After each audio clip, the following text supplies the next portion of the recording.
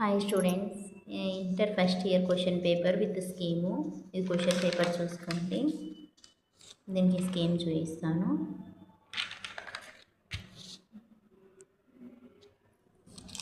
మొన్న 2 days back inter first year అయిపోయింది paper correction. Scheme చూడండి.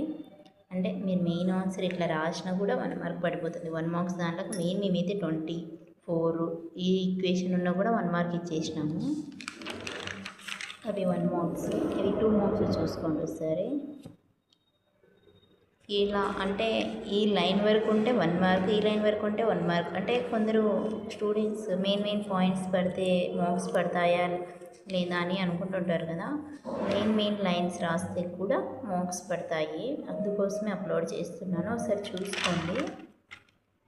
ఇక్కడ డయాగ్రాము సైడ్స్ కనుక్కుంటే 2 మార్క్స్, డయాగోనల్స్ కనుక్కుంటే 2 మార్క్స్, మ్యాటర్కి అన్నిటికి కలిపి అట్లా. ఒకవేళ వీటి వరకే కనుక్కుంటే 1 మార్క్ కట్ అయిపోతుంది. ఇక్కడి వరకే కనుక్కుంటే 2 మార్క్స్ వచ్చేస్తాయి అన్నమాట. ఆల్టర్నేట్ మెథడ్ కూడా చేసుకోవచ్చు. అట్లా ఇచ్చిన ఒకవేళ ఇక్కడ ఇచ్చిన స్కీమ్లో క్వశ్చన్స్ మోడల్స్ కాకుండా వేరేటి మీరు చేసినా కూడా మేము మార్క్స్ ఇచ్చేస్తున్నాము.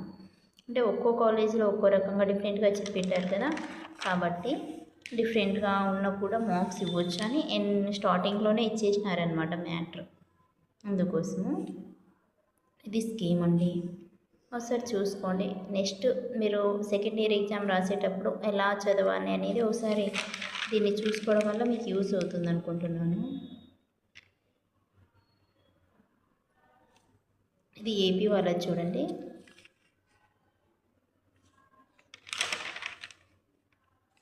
మెయిన్ టాపిక్స్ ఎట్లా రాసుకోవాలి, మెయిన్ లైన్స్ ఏం మిస్ చేస్తాము ఏంటి అని ఉంటుంది.